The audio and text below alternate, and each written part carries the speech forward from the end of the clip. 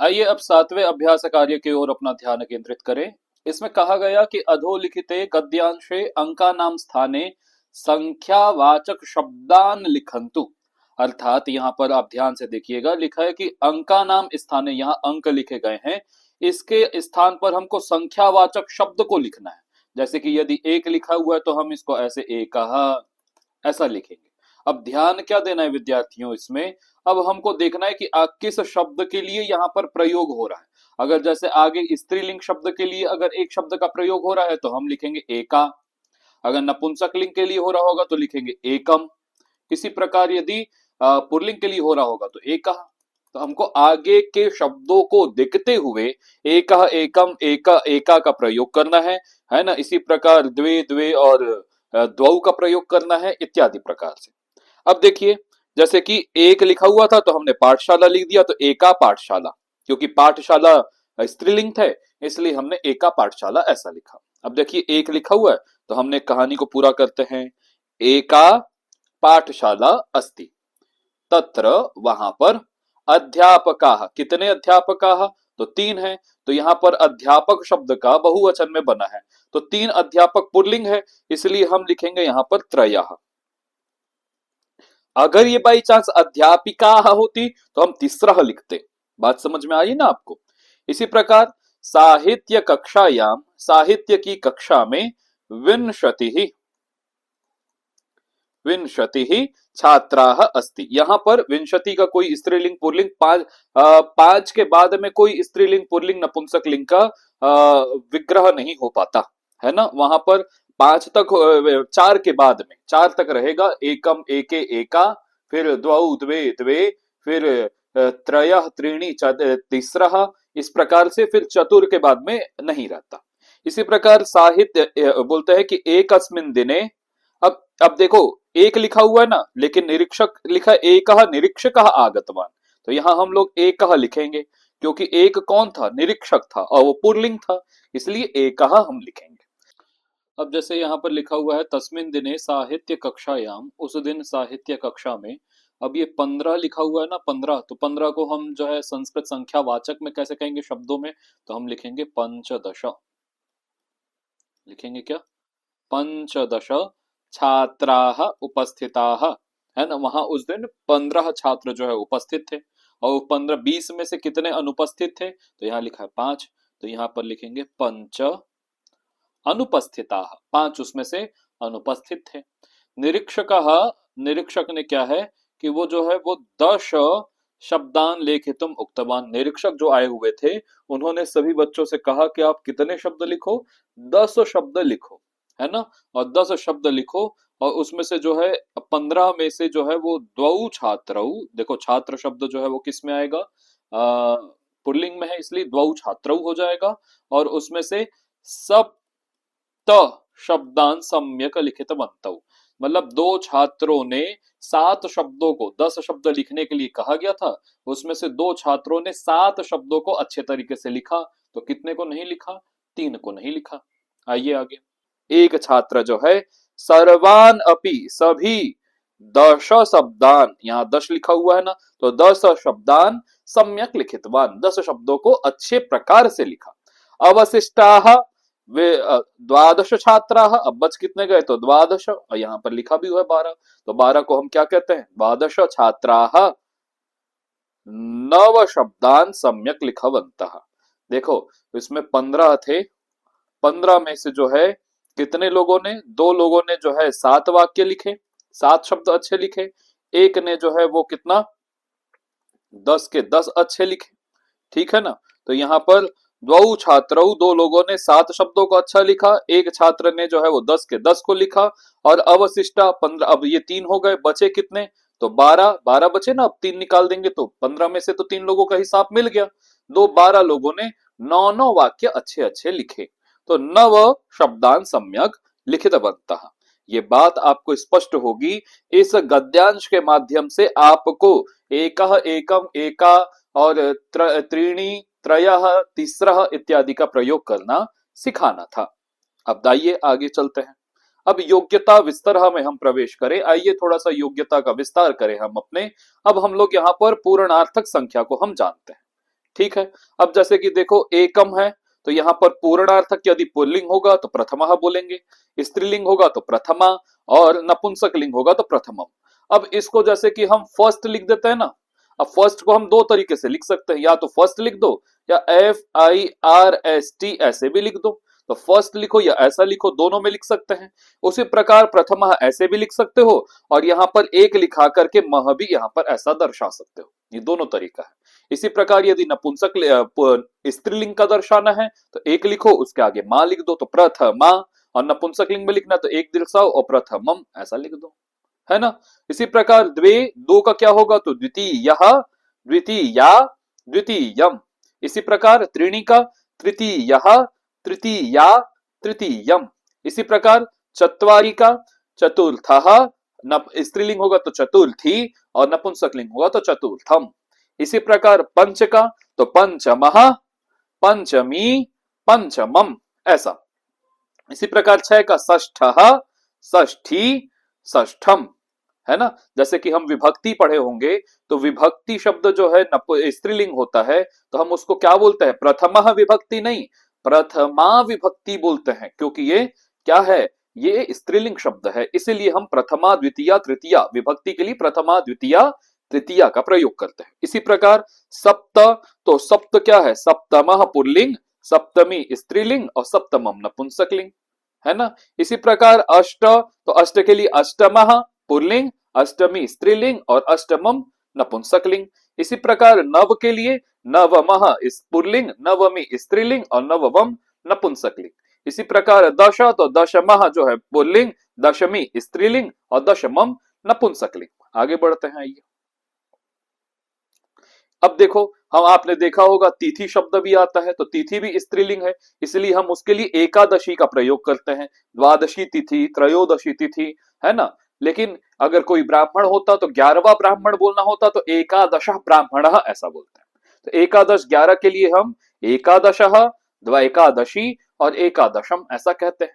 इसी प्रकार द्वादश के लिए द्वादश, द्वादशी, द्वादशम। त्रयोदश के लिए त्रयोदश। अब देखिए एक विसर्ग से फर्क पड़ रहा है हर जगह, आप ध्यान दीजिएगा। अगर वो विसर्ग लगा रहे हो तो पूर्णार्थक हो जाएगा, और अगर नहीं लगा रहे हो तो वो संख्या मात्र है। त्रयोदशी, त्रयोदशम।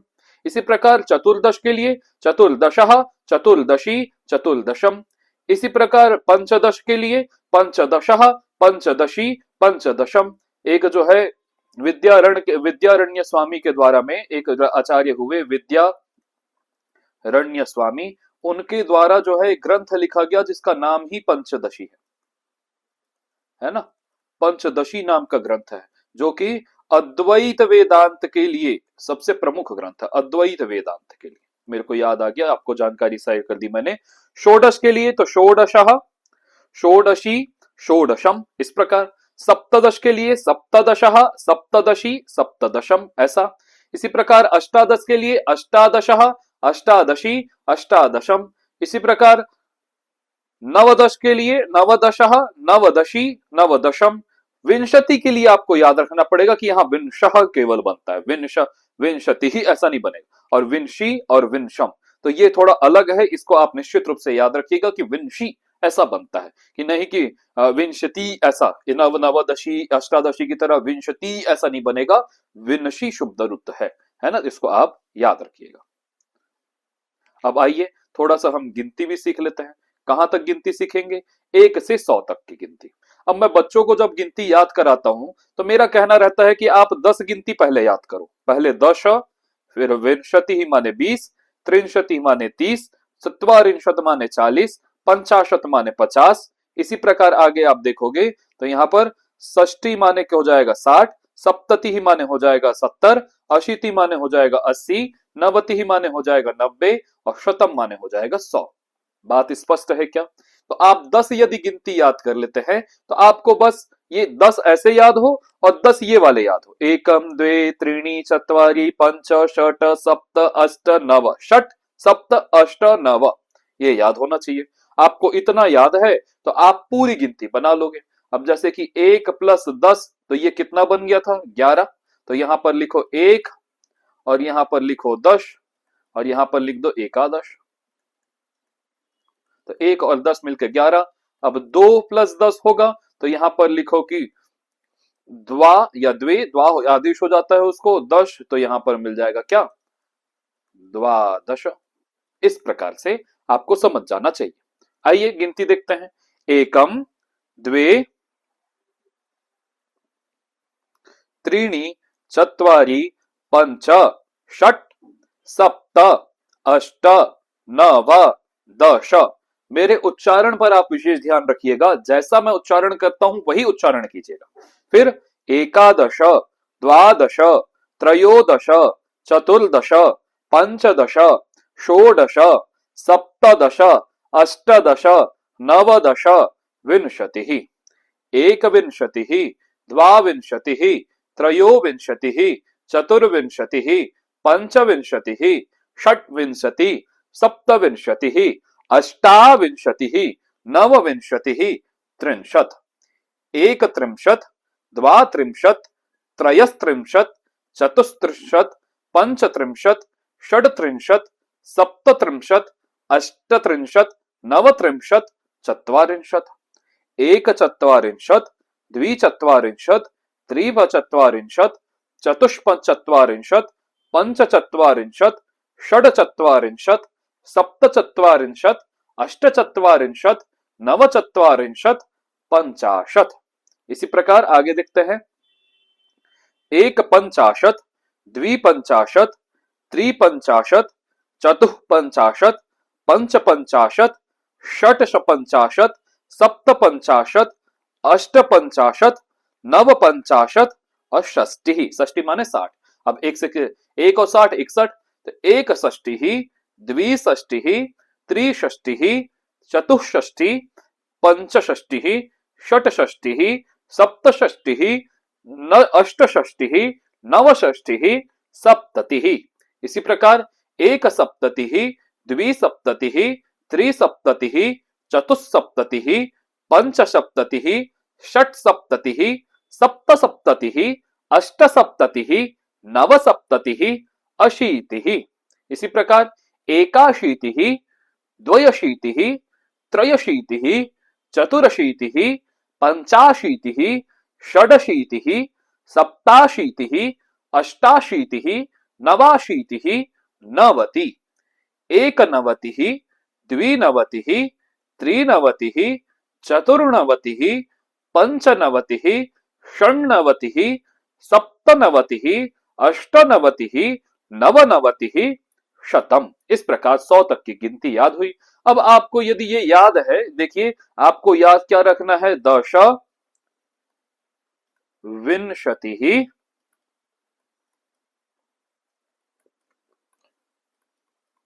त्रिंशत्, चत्वारिंशत्, पंचाशत्, षष्टिः, सप्ततिः, अशीतिः, नवति और शतम।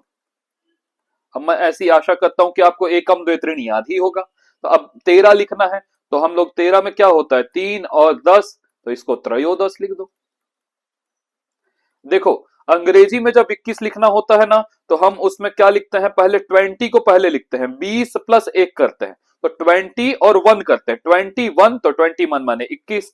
इसी प्रकार 43 ऐसा लिख रहा है, तो 40 को पहले बोलेंगे 40, और फिर 40 + 3 तो 43 हो जाता है। परंतु संस्कृत में सही क्रम है, इसमें थोड़ा उल्टा है।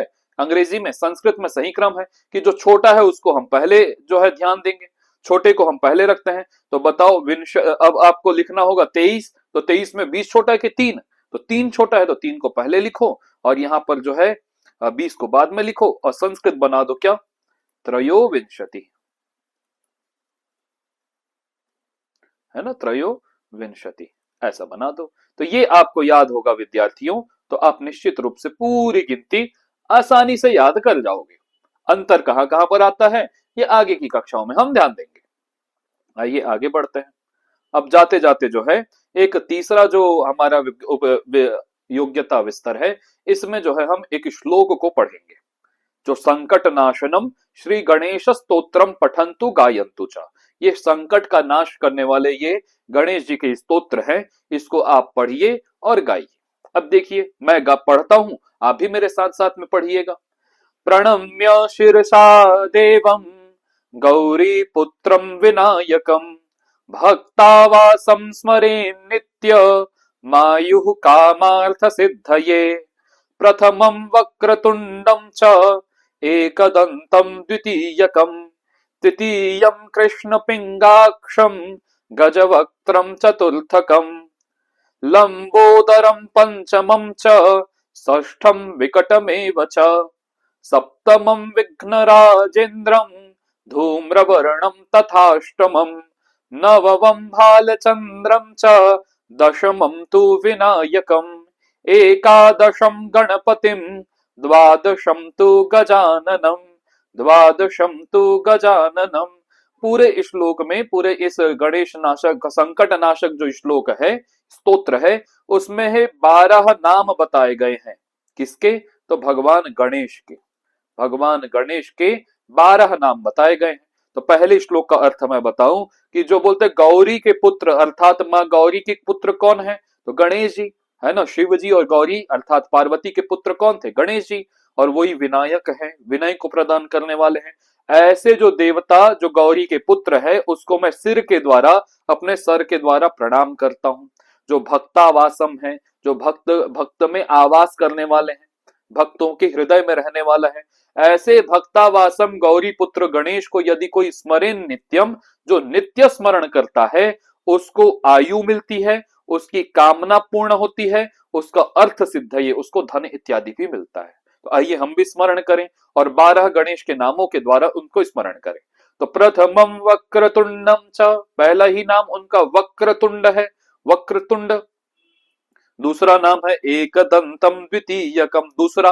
अब ध्यान देखना, हमने अभी अभी सीखा ना, प्रथमम द्वितीयम तृतीयम कृष्ण पिंगाक्षम, कृष्ण पिंगाक्षम उनका नाम, तीसरा नाम कृष्ण पिंगाक्ष है। गजवक्त्रम चतुर्थकम, जो है वो चौथा नाम उनका गजवक्त्र है। लंबोदरम पंचमम च, लंबोदर उनका पांचवा नाम है। तो छठवा नाम उनका विकटमेव च, तो विकटम उनका जो है छठवा नाम है। सप्तमम विघ्न राजेंद्रम, वो विघ्न राजेंद्र उनका सातवां नाम है। और धूम्रवर्णम तथाष्टमम, अष्टमम नाम धूम्रवर्णम। नवम भालचंद्रम च, नवा नाम उनका भालचंद्र है। और 10वां नाम उनका विनायक है। 11वां नाम उनका गणपति है। एकादशम गणपतिम द्वादशम तु गजाननम, द्वादश उनका जो नाम है गजानन है। तो ऐसे गणेश जी का स्मरण करके, इनको सर से प्रणाम करके जो भी व्यक्ति इनका नित्य स्मरण करता है, उनको आयु, उनकी आयु बढ़ती है, हर कामना सिद्ध होती है और अर्थ भी सिद्धि अर्थात धन धान्य से भी वह सुखी हो जाता है। अब आपके लिए कुछ कार्य है, उसको जो परियोजना कार्य के अंतर्गत मैं बता देता हूं, फिर आप उसे करिएगा। पाठ्य पुस्तकस्य पाठानुक्रमणिकां दृष्ट्वा प्रथम पाठतः दशम पाठ पर्यंतम पूर्ण प्रत्यांत शब्दैः क्रमशः पाठानां नामानि लिखन्तु। अब क्या करो कि आपने पहले से लेकर के, अभी हमने 10वें अध्याय तक पढ़ लिया, अब आप उसमें बताओ कि प्रथमः अध्यायः, प्रथमः अध्यायः ऐसा लिखो, पहला अध्याय, और उसका नाम लिखो वंदे भारत मातरम, वंदे भारत मातरम, यही नाम था ना, वंदे भारत मातरम ये नाम था। फिर दूसरे का क्या नाम था? तो द्वितीय अध्याय या द्वितीय पाठ, और द्वितीय पाठ, और आप नाम देखिए, लिखिए। इसी प्रकार जब क्रमशः जितने, अब कुल मिलाकर के इसमें 13 पाठ मिलेंगे, तो 13वें तक आपको इसे लिखना है। ठीक है। दूसरा कार्य क्या है कि सारिण्याम विद्यमानानां संख्या पदानाम अभ्यासम कुर्वन्तु। ये जो लिखे हुए पद है, एकः एका एकम, द्वौ द्वे द्वे, त्रयः तिस्रः त्रीणि, चत्वारः चतस्रः चत्वारि, पंच पंच पंच, षट षट षट, सप्त सप्त सप्त। इसके बाद मैंने आपको भी पहले पहले बताया था कि 4 तक बस अंतर होता है स्त्रीलिंग, पुल्लिंग और नपुंसक लिंग में, उसके बाद एक जैसे ही चलने लग जाते हैं। तो बोल रहे पंचतः आरभ्य, 5 से आरंभ करके, संख्या शब्दा नाम त्रिषु लिंगेषु समान रूपाणी भवंती, तीनों लिंगों में फिर समान रूप होने लग जाता है। तो इस प्रकार विद्यार्थियों, हमने दशमः कह इस पाठ में हमने पूर्णार्थक गिनती को सीखा, और हमेशा हम याद, हमेशा और भी शिक्षाप्रद बातों को हमने सीखी, पूर्णार्थक संख्याओं के बारे में जाना, और इसके अलावा कहानी के माध्यम से यह भी शिक्षा प्राप्त की कि हम जो है वो उत्साह में या प्रमादवश स्वयं को भूल जाते हैं। इसी प्रकार हम भी स्वयं को भूल बैठे हैं, और स्वयं हम जो है अद्वैत की दृष्टि से हम स्वयं जो है भगवान हमारे अंदर ही है, हम इधर इधर खोजते बैठे हुए हैं। ठीक उसी प्रकार जैसे 10 बालकों में से वो स्वयं को छोड़ करके बाकी सबको गिन रहा था। तो ये निश्चित रूप से यह पाठ आपके लिए लाभप्रद होगा। इसी आशा के साथ मैं आपसे यहीं पर ही इसी के साथ धन्यवाद ज्ञापन करते हुए इस अध्याय का समापन करें। धन्यवाद।